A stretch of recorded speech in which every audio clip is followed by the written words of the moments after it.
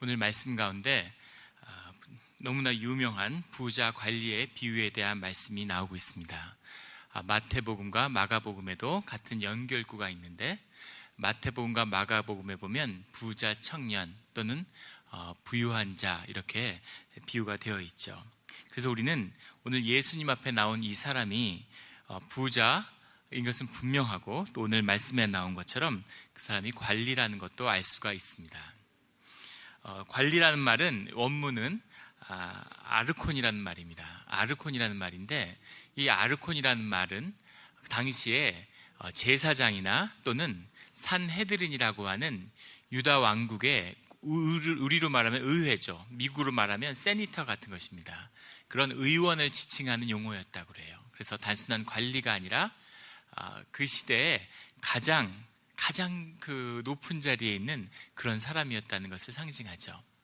그리고 이 사람은 부유했다고 이야기되고 있습니다. 그런데 부유하다고 하는 의미는 지금처럼 무슨 마이크 주크버그처럼 20세에 큰 부자가 되는 그런 청년 부자가 있을 수 없는 시대이기 때문에, 이것이 의미하는 바는 이 사람이 굉장한 집안의 출신이라는 것을 우리에게 말해주고 있습니다. 무슨 말이냐면, 날 때부터 아주 부유한 집안에 태어나서 큰 부자였다는 것이죠. 그래서 최고의 집안에서 태어났고 지금 최고의 직위에 있는 사람입니다. 그리고 제사장이라는 직분이 말해주듯이 그 당시에 정교 일치의 사회에서 가장 명예가 높은 사회의 최고 정점에 있는 사람이었다 하는 것을 우리에게 보여주고 있죠. 그런데 이 사람이 예수님 앞에 나온 것입니다. 예수님 앞에 나와서 예수님께 영생이 어디에 있습니까? 어떻게 하면 영생을 구할 수 있습니까? 라고 묻고 있는 것이죠. 누구나 다 아는 사람이고 그 사회의 가장 정점에 있는 사람인데, 예수님 앞에 나온다는 것이, 공중 앞에 몸을 드러낸다는 것이 결코 쉬운 일이 아니었을 거라는 것을 우리가 알 수 있죠. 그런데 그 반대에 서 있는 예수님은 어떤 분이십니까? 예수님은 우리의 눈으로 보기에는 그 시대에 가장 밑바닥에 있는 사람이죠. 배움이 없었습니다. 예수님이 말씀을 전할 때 그 주변에 있는 사람들이 당신이 어떻게 글을 합니까? 라고 물을 만큼 배움이 없는 사람이었고 가난한 사람이었습니다. 가난한 사람이었고 아무런 사회적 직책이 없는 사람이죠. 목수였는데, 아버지도 목수였죠. 목수라는 것은 그 시대의 사회 계층에서 가장 밑바닥에 있는 사람이에요. 못 배웠고 가난하고 가진 것이 없습니다. 거기다 결정적으로 세상의 눈으로 보기에는 사생합니다. 아버지가 누군지를 몰라요. 어머니가 혼전에 낳은 자식입니다. 가진 자식이죠. 그것은 요즘 의미하고는 완전히 다릅니다. 그 시절에는 그런 사생아는 돌로 모자를 다 때려 죽여도 죄가 안 될 만큼 그렇게 깊이 정죄를 받는 그런 출신의 사람이었다는 것이죠. 보이시죠? 우리는 이 두 사람의 사이에 서 있지만 한편에는 그 시대가 상징하는 가장 좋은 것, 최고의 직위, 최고의 명예, 최고의 부, 최고의 집안을 상징하는 최고의 사람이 서 있고, 그 반대편에는 예수님이 상징하는 그 사회 가장 낮은, 못 배우고 못 가지고 밑바닥이고 집안 배경도 형편없는 그런 사람이 서 있는데, 이 부자 관리가 주님께 나와서 영생이 어디 있습니까? 라고 묻고 있는 것이죠. 영생이란 말의 원문은 조회인데, 조회라는 말은 생명의 근원, 생명수, 하나님의 생명, 이런 뜻입니다. 생명이 무엇입니까? 생명의 근원이 무엇입니까? 이렇게 주님께 묻고 있는 것이죠. 그런데 더 놀라운 것은, 주님은 이 관리에게 너가 율법을 아느냐, 율법을 지켜야 한다 하고 율법에 대해서 얘기하니까, 오늘 말씀 가운데 놀랍게도 21절에 이것은 내가 어려서부터 다 지켰나이다 라고 대답하고 있다는 것입니다. 바 미스바라고 하는 그런 말이죠. 유대인들에게 있어서 아주 쉽게 쓰는 말인데, 바 미스바라는 얘기는 13살이 되면 성인이 되는데, 그때가 되면 그때부터 예배를 인도할 수 있습니다. 그런데 내가 13살부터 지금 나이가 되도록 하나님이 주시는 율법을 다 지켰습니다. 여기는 십계명이 소개되어 있지만 율법을 지켰나이다 라는 고백에는 유대인의 율법 613가지에 이르는 율법을 내가 어기지 않고 다 지키며 살았습니다 라고 하는 고백이에요. 사람들 앞에서 그것을 고백하는 것이죠.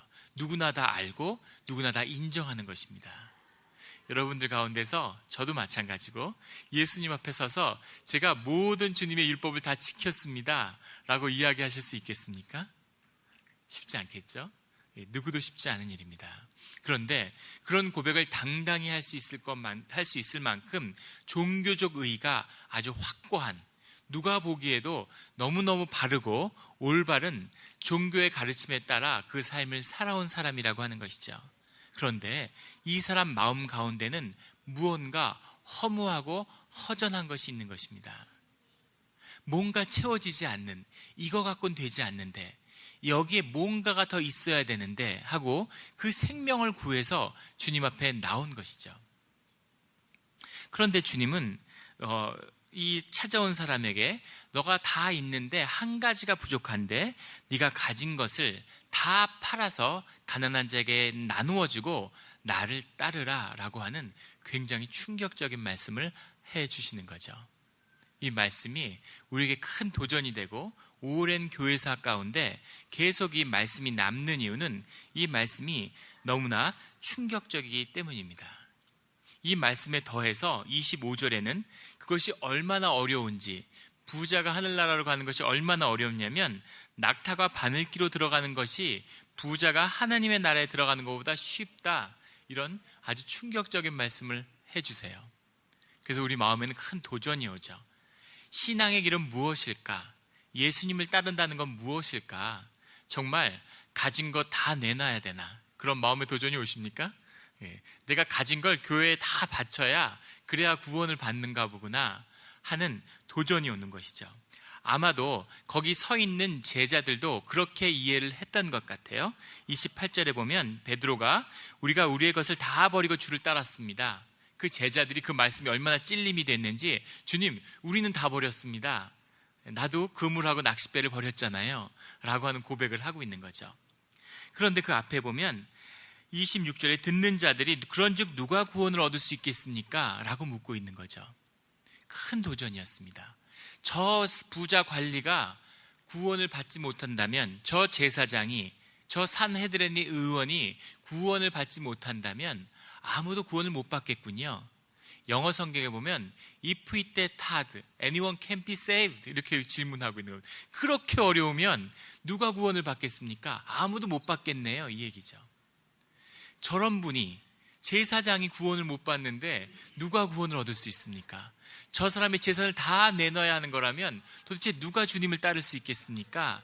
라고 하는 그런 고백이 담겨 있는 것이죠. 그만큼 이 돈이라는 것에는 큰 도전의 의미가 들어 있을 것입니다. 여러분 돈 좋아하십니까? 예, 전 돈 좋아합니다. 예, 돈이라는 것이 얼마나 위력적인 걸까요? 삶에서. 한 통계가 나와 있는데 미국의 이혼 법정에 들어가는 마지막 법정에서 조정이 다 끝나서 판사의 사인만 있으면 이제 합의가 성립돼서 이혼하는 부부, 그 부부 천쌍에게 설문을 했습니다. 만약에 당신이 들어가는데, 지금 들어가면 이혼인데 만약에 100만 불을 준다고 하면, 이혼만 안 하면 100만 불을 주겠다. 그런데 그래도 불구하고 이혼을 하겠느냐고 질문했습니다. 무슨 말인지 아시죠? 정말 이 인간은 원수야. 이제 끝났어. 이제는 더 이상 얼굴 볼 일이 없어. 이 상태인데, 그런데 100만 불만 주면 참고 한번 살아보겠냐는 거죠. 자, 100만 불을 받지 않고 이혼을 하겠다는 사람이 천쌍 중에 몇 쌍이나 됐겠습니까? 몇 쌍이나 됐을까요? 제로였습니다. 이제 영원히 얼굴을 안 보려고 했는데 100만 불만 주면 한번 참고 살아본다는 것이죠. 그만큼 이 돈이라는 것은 위력적인 것입니다. 그런데 흥미로운 것은 뭐냐면 100만 불만 있으면 원수하고도 참고 살 수 있는데, 미국에서 5천만 불 이상 복권에 당첨된 2000년 이후에 150여 쌍이 있는데 그 사람들이 5년 뒤에 어떤 삶을 살고 있는지 5천만 불입니다. 50 밀리언을 이상을 받은 사람들이 어떻게 살고 있는지를 추적했는데 150쌍 전원이 다 이혼을 했다는 겁니다. 전원이 다 이혼을 했고 모두 다 그 재산을 한 푼도 지키지 못했다고 하는 것, 다 빚더미에 올려 앉아 있다는 겁니다. 그리고 마약을 한 사람도 많고 삶이 완전히 파경이고 알코올 중독, 밑바닥을 헤매고 있다는 것이죠. 돈이라는 것은 굉장히 위력적인 게 분명한 것 같습니다. 포브라는 잡지가 있어요. 한국에는 포브스라고 해서 번역이 되는데 포브라는 잡지에 2004년인가로 제가 기억을 하는데 그때 잡지에 이런 특집이 납니다. 별로 좋은 잡지 아니고 보실 필요도 없습니다. 그런데 그 잡지가 유명한 건 매년 미국의 400대 부자를 발표해요. 전 세계에 1%의 부자가 되려면 요새 뭐 1%와 99%의 사회 그러는데 연소득이 13만 5천 불을 넘으면 세계의 1% 안에 든답니다. CNN의 통계인데 그런 사람이 한 6천만 명 되는데 그중에 2,900만 명이 미국에 살고 있습니다. 그런데 그런 미국에서 부유한 미국에서 400대 부자 안에 드는 사람은 어떤 사람일까요? 그 사람들의 자산은 평균 미니멈 2 빌리언 달러가 넘어야 된답니다. 상상이 되십니까? 얼마나 큰 돈인지 감이 안 오시죠? 2 밀리언 달러가 있으면 자산소득, 이자 수입이 어느 정도 늘어나냐면 일주일에 2 밀리언 이상이 늘어난답니다. 계속 그 돈을 증식하는 거죠. 하루에 300,000 달러, 30만 불씩이 불어나는 겁니다. 감이 안 오시죠? 오늘 30만 불을 쓰지 않으면 오늘 내가 아파서 하루 쉬었다. 이러면은 그 다음 날은 60만 불을 써야 되는 거예요. 답답하시죠? 쉽지 않은 삶입니다. 그렇게 영원히 써도 자산은 전혀 줄지 않고 가만히 있는 겁니다. 그런 400명에게 물어봤습니다. 당신의 삶에 가장 아쉬운 게 뭡니까? 뭐가 필요합니까? 라고 물었습니다. 뭐겠습니까? 돈이었습니다. 어떻게 그럴 수가 있을까요? 그런데 그 잡지의 쭉 기사에 보면 2 빌리언 달러가 있어도 사실은 사는 게 빠듯하다는 거죠. 무슨 스위스로 레만호에 별장이 있어야 되고 맨하탄에 아파트가 있어야 되고 또 그 아파트에는 이러이러한 그림이 걸려야 되는데 그게 아니면 적어도 저러저러한 그림이 걸려야 된다는 거죠. 그런 그림이 걸리지 않으면 웃음거리가 된답니다. 자가용 비행기가 있어야 되고 요트가 있어야 되고 요트를 운영하는 선박 요원이 최소한 8명 있어야 되고 정비가 돼야 되고 그 요트 값의 10분의 1이 감가상각이 되고 또 비행기에 정비가 되고 조종사가 있고 돈이 어마어마하게 드는 거예요. 그래서 사는 게 빠듯한 거죠. 그런데 기자가 이렇게 물었어요. 만일에 당신이 이렇게 물을 수 있다는 거죠. 왜 꼭 자가용 비행기를 타야 돼? 그냥 비행기 타면 안 돼? 그냥 비행기 1등석 타면 안 돼? 이렇게 물을 수 있겠지만 그 얘기는 마치 아프리카에 사는 사람이 미국에 사는 사람한테 아니 꼭 더운 물로 샤워해야 돼? 꼭 차 타고 다녀야 돼? 당나귀 타고 다니면 안 돼? 이렇게 묻는다면 누구도 그 말에 동의할 수 없을 거라는 거죠. 전 타보지 않아서 모르겠지만 자가용 비행기를 탄 사람들은 또 그냥 비행기는 못 탄답니다. 그래서 사는 게 빠듯하다는 거죠. 그런데 그 돈에 깊이 묶여있는 사람에게 그것을 다 내놓으라고 하는 것이 얼마나 충격적인 이야기였겠느냐 하는 것이죠. 그래서 낙타가 바늘기로 들어가는 것이라는 이 비유에 대한 이야기들이 끊임없이 논의가 많이 됐습니다. 주석이 어마어마하게 많아요. 그 중에 대표적인 것을 소개하면 이런 것이 있습니다. 원래는 낙타가 바늘기로 들어간다는 얘기가 아니라 그 당시 유대인 사회에는 코끼리가 바늘기로 들어가는 것과 같다 이런 이야기가 있었다는 거예요. 그런데 그 얘기는 비유는 뭘 의미하는 거냐면 불가능하다 이런 의미였다는 거죠. 그런데 예수님이 코끼리라고 하지 않고 낙타라고 하지 않았느냐.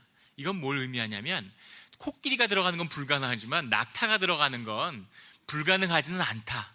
어렵지만 almost impossible 하지만 possible. 그거를 주님이 얘기하시려고 했던 거다. 이런 해석이 있습니다. 또 다른 해석에는 카멜로스라는 것이 원래 낙타인데 원래 말씀하실 때는 카밀로스라고 했을 것이다. 그 당시 유대인들은 밧줄을 바늘귀에 묶어 쓴다고 하는 비유가 있는데 카밀로스가 밧줄이기 때문에 물론 밧줄도 바늘귀에 끼는 게 어렵죠. 그러나 밧줄을 끼는 게 낙타가 들어가는 것보단 쉬우니까 그 비유를 말씀하시려고 카멜로스라고 하셨을 텐데 제자들이 그걸 잘못 알아듣고 카멜로스라는 엄청난 이야기를 쓴 거다, 이런 해석도 있습니다.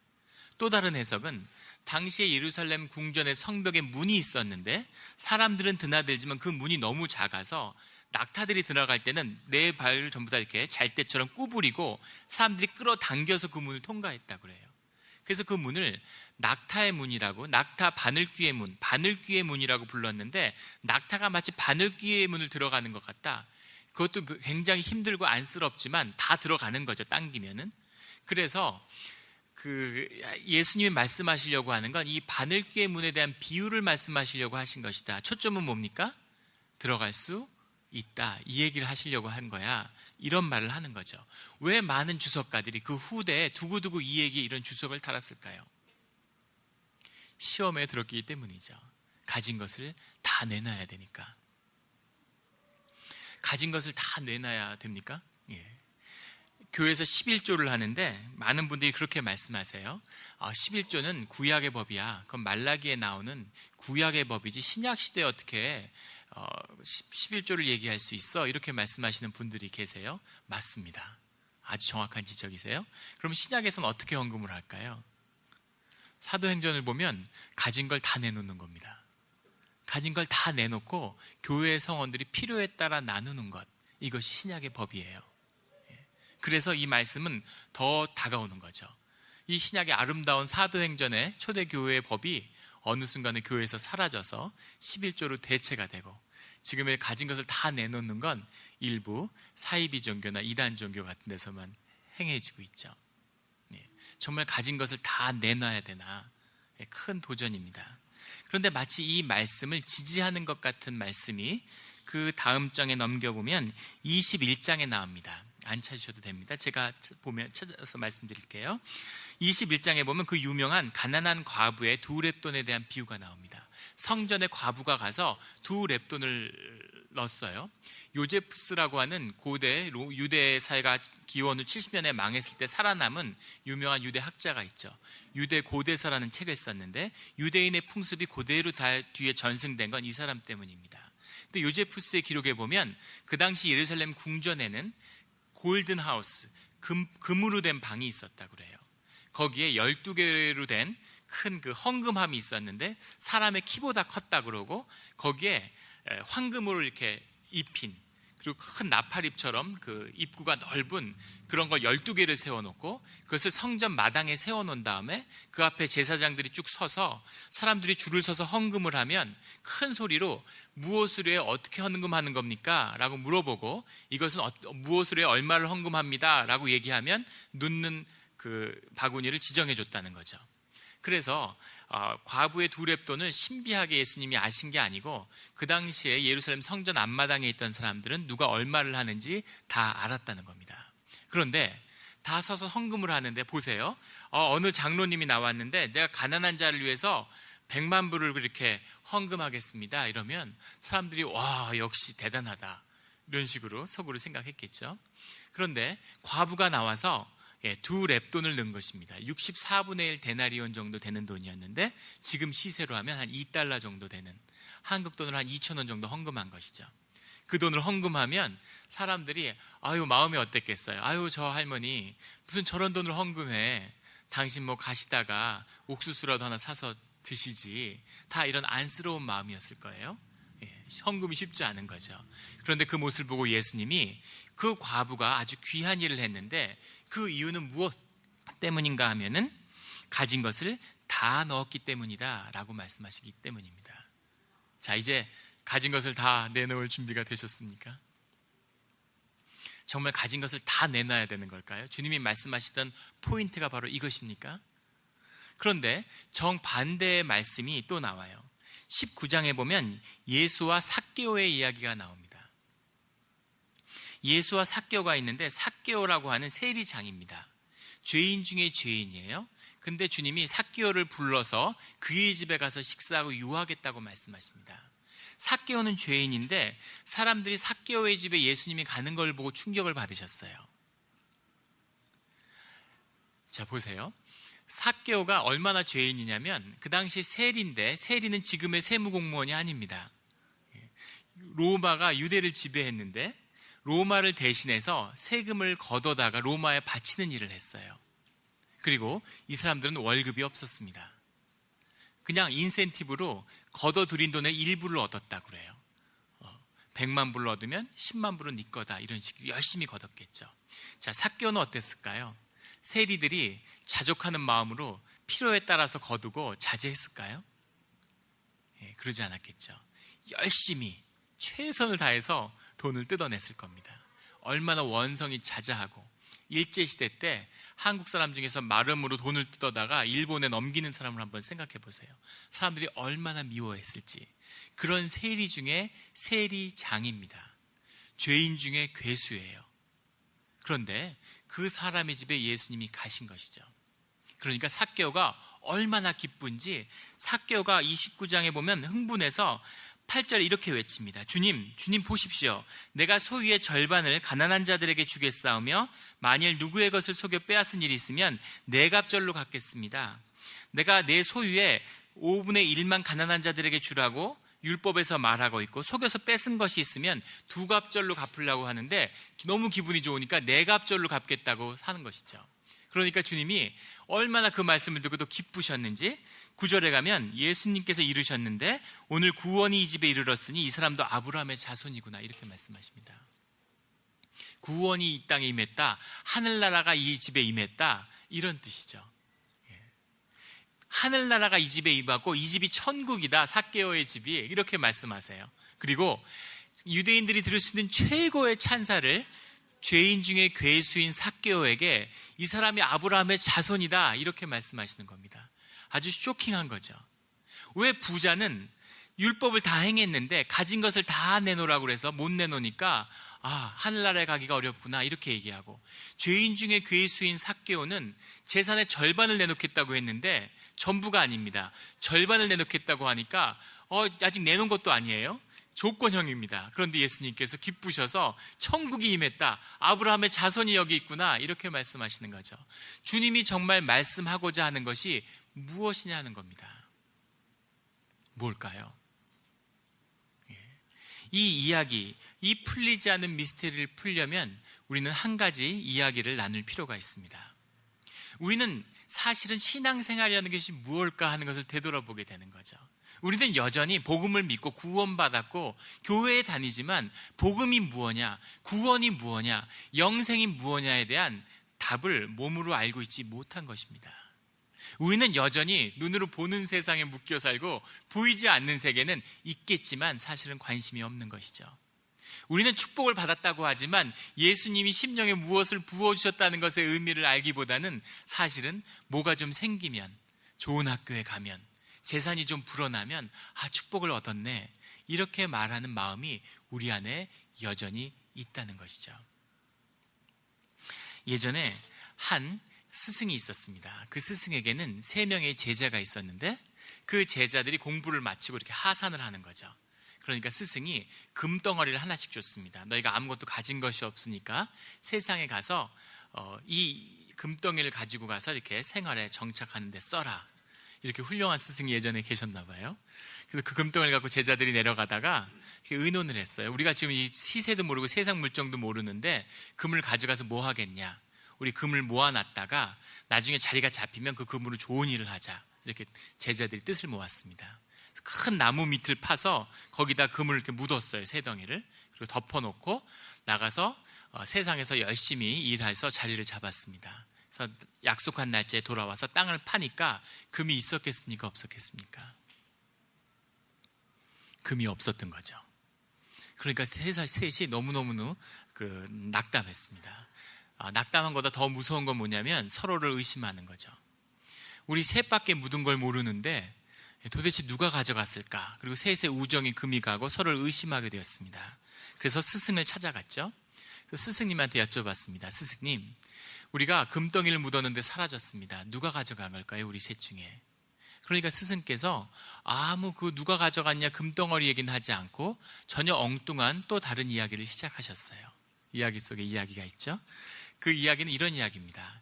예전에 이 소아시아에 아주 그 부자인 처녀가 살았습니다. 처녀인데 아주 어마어마한 상속자인 거죠. 부자인 거죠. 그러니까 그 여인을 탐나는 사람이 너무 많은 겁니다. 그 여인이 탐나는 게 아니라 그 재산이 탐이 나는 거죠. 근데 이 여인은 한 외간 이방 남자와 사랑에 빠졌는데 그 남자와 깊은 정말 지고지순한 사랑을 나눴습니다. 그런데 그 왕국의 왕이 이 처녀랑 결혼하려고 하는 거예요. 막 강제로 결혼을 하려고 하는 겁니다. 그 재산을 갖고 싶어서. 그러니까 거기에 실망해서 그 남자는 이 자기 고향으로 돌아갑니다. 고향으로 돌아서 동쪽으로 떠나고 이 처녀는 왕하고 결혼을 앞두고 있는데 그 심령이 너무 답답한 거예요. 내일이면 결혼인데. 그래서 내가 이럴 게 아니라 왕하고 이야기를 해봐야 되겠다. 그리고 왕을 찾아갑니다. 그래서 신부니까 전날 왕이 신부를 맞이하게 되죠.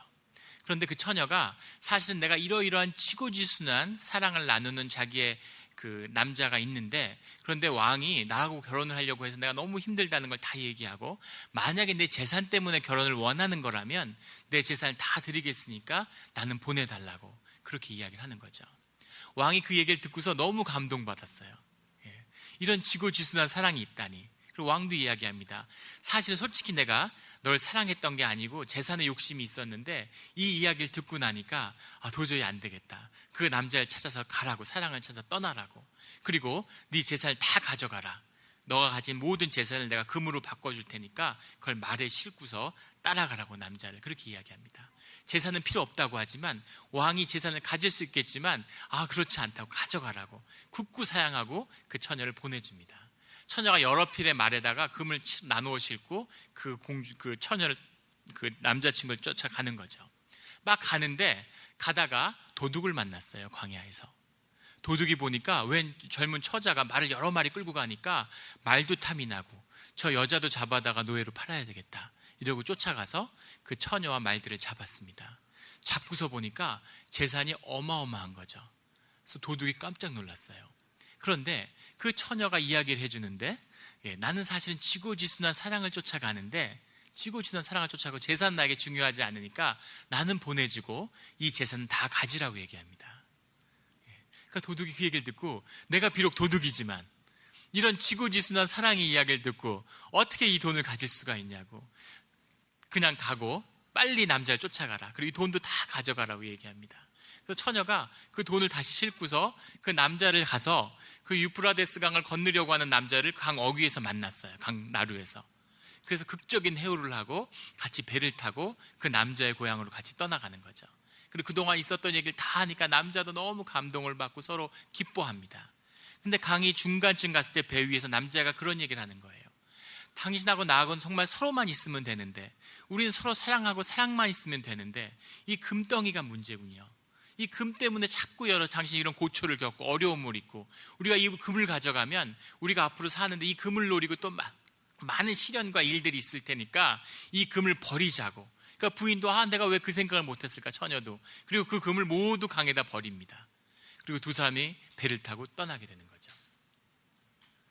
그 이야기를 다 마친 스승은 제자들에게 물었습니다.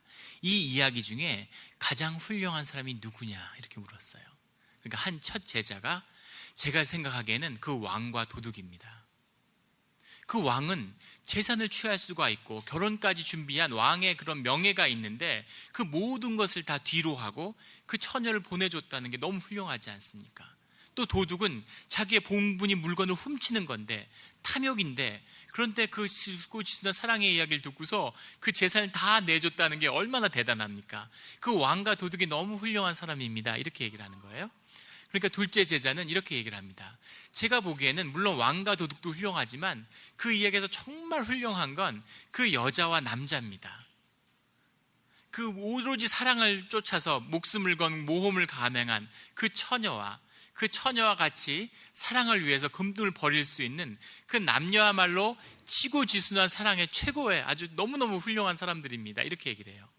그런데 셋째 제자는 뭐라고 얘기를 하냐면, 제가 듣기에는 좀 이상한 이야기입니다. 거기 나온 사람이 다 이상해요. 그 왕은 사랑을 쫓아서 가겠다 그러면 돈은 받으면 되지, 또 굳이 그거를 다 금으로 바꿔서 실어주며, 도둑은 또 금을 목표로 하는 사람인데 금을 받으면 되지. 또 그 금을 굳이 또 지고지순한 사랑이라고 보내주고, 제일 이상한 건 그 남자인데, 그 여자도 이상하지만 그 배를 타고 가다 이제 다 끝났는데 가서 해필리 에버 애프터 행복하게 사는 일만 남았는데 그 돈을 가져가서 잘 살고 쓰면, 좋은 데 쓰면 되지, 굳이 이제까지 지켜온 재산을 그 강에다 버릴 것도 뭡니까? 다 이상한 사람들입니다. 그렇게 얘기하니까 스승이 그 얘기를 다 듣고서 금을 훔친 건 바로 너구나, 이렇게 얘기를 하더라는 거죠. 보이시나요? 무엇이 다른 겁니까? 첫째 제자와 둘째 제자는 그 이야기에서 사랑을 받죠. 지고지순한 사랑의 이야기입니다. 사랑을 이야기의 중심으로 본 거죠. 셋째 제자는 뭘 본 거죠? 금을 본 겁니다. 돈을 본 거예요. 사랑이 움직이는 것이 아니라, 사람이 움직이는 것이 아니라 돈이 움직이는 것이 보이는 것이죠. 왜 우리가 이 이야기가 우리 눈에 들어오지 않습니까? 왜 예수님의 가르침이 무엇인가에 제자들과 그 후대의 수많은 사람들이 걸림돌이 된 이유가 무엇이겠습니까? 이 이야기의 중심은 생명이에요. 네가 영생을 구하는데 영생의 근원인, 모든 생명의 주인인 내가 여기 있지 않느냐? 그 앞에 있어서 주님의 통치가 임하는 하늘나라에 이미 네가 있는데 왜 영생을 구하느냐? 영생을 보지 못하느냐? 영생이 보이지 않느냐라고 이야기하는데, 이 사람은 모든 의를, 종교의 의를 다 채웠지만 그 마음 가운데의 중심은 돈인 것이죠. 우리가 세상의 마음이 뺏기고 무엇라고 이야기를 하여도 내가 돈을 좀 받으면 50 밀리언이 그냥 나에게 턱 떨어져야지, 그래야 축복이지. 내 삶에 여전히 무언가 부어지고 좋은 학교가 있어야 되고 좋은 직장이 있어야 되고 돈이 많아야 되고 사람들에게 존경받아야 되고 여전히 이런 것이 내 삶에 중요한 것이라고, 그것이 더 본질적인 것이라고 생각하는 사람에게는 이 이야기의 중심은 여전히 돈이고 낙타고 바늘귀인 것이죠. 주님은 보이지 않는 것을 보아야 된다. 생명의 모든 것이 근원이다. 너희가 생명을 구해야 된다 라고 말씀하고 계시는 것입니다. 신앙의 길을 간다는 것, 우리가 크리스찬이 된다는 것은 보이지 않는 것을 보는 것이고, 세상이 버린 것 같은 것 속에서 귀한 것을 찾는 것이고, 정말 있는지 없는지 궁금했던 보이지 않는 세계가 정말 본질적이고 더 중요하고 근본적이며 모든 보이는 것의 중심이고 뿌리라고 하는 것을 우리가 몸으로 깨달아 알고 누리며 살아가는 것이죠. 이것이 신앙의 근본입니다. 생명이 어디 있느냐? 주님이 오늘 물어보시는 것이죠. 생명의 근원이, 영생의 물이 어디 있느냐라고 물어보는 것입니다. 제가 한국에서 교회 사역을 하는데 많은 분들이 한국에서 그렇죠. 교회를 떠나는 분들도 있고 교회를 오래 다녔는데 교회에 안 나오는 분들이 있어요. 그래서 찾아가서 말씀을 나눠보면 교회에서 나고 자랐는데 결국 뭐 신앙생활이 뭐냐, 별거 없더라, 이렇게 이야기를 하는 것이죠. 그런 분들은 아직 그 근본의 깊이에 있는 이 조회를, 생명의 물을 마시지 못한 것입니다. 제가 영국에서 공부하고 있을 때, 제가 케임브리지에서 공부를 했는데 그때 영국에는 사냥을 많이 합니다. 사냥을 하는데 영국에 이렇게 초지가 많죠.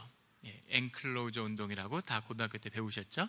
그 양모를 생산하기 위해서 초지가 많습니다. 그러니까 토끼들이 굉장히 많이 살아요. 여우도 토끼가 많으니까 여우도 많습니다. 여우 사냥, 토끼 사냥 이런 걸 하죠. 토끼 사냥을 하는데 개들이 수백 마리를 쫙 앞에 서서 줄을 잡고 뒤에 사람들이 서 있는 겁니다. 한 사람이 막 10마리씩 이렇게 잡고 있어요. 막 개들이 뛰어나가려고 하는데 막 개들이 대단합니다. 근데 그걸 이렇게 지켜보니까 결국 사냥이라는 거는 개들이 하는 거더라고요. 사냥개가 하는 거고, 그냥 그 주인은 사냥개가 사냥하는 거를 주인이니까 쫓아가는 거죠. 그래서 제가 그 사냥을 준비하는 분들에게 물어봤습니다. 그 포인터 정도 여러 개가 있고 수많은 사냥개들이 있는데 최고의 사냥개는 어떤 겁니까?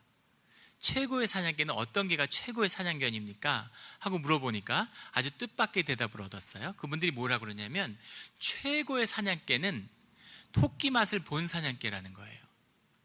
토끼를 쫓아가서 토끼를 한번 잡아본 사냥개가 최고의 사냥개라는 겁니다.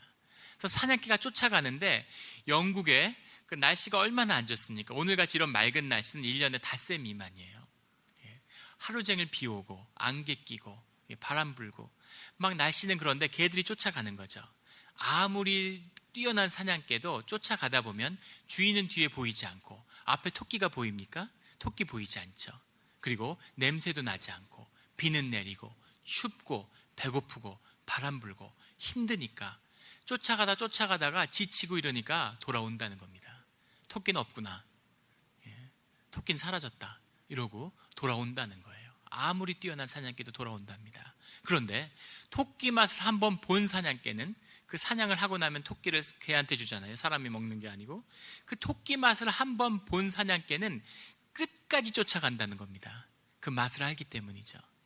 그래서 계속 가서 그 끝에 가서 결국은 토끼를 잡는다는 거예요. 제가 그 얘기를 듣고 굉장히 감동을 받았습니다. 이것이 바로 우리 신앙의 모체구나, 우리 신앙의 핵심이구나 하는 것입니다. 신앙생활을 간다는 것은 토끼 맛을 보는 것이에요. 여기 맛을 본 분들이 모여 계시죠. 그 맛을 본 분들은 아무리 어려움이 있어도, 교회 가운데 어떠한 고난이 있어도 끝까지 가는 것입니다. 주님이 보이지 않아도, 주님의 음성이 들리지 않아도, 확신이 서지 않아도, 그래도 그 맛을 본 주님의 임재를 한번 붙들은 그런 분들은 그 길을 끝까지 가서 그 영생의 문에 들어가는 것입니다. 이것이 신앙의 길이죠.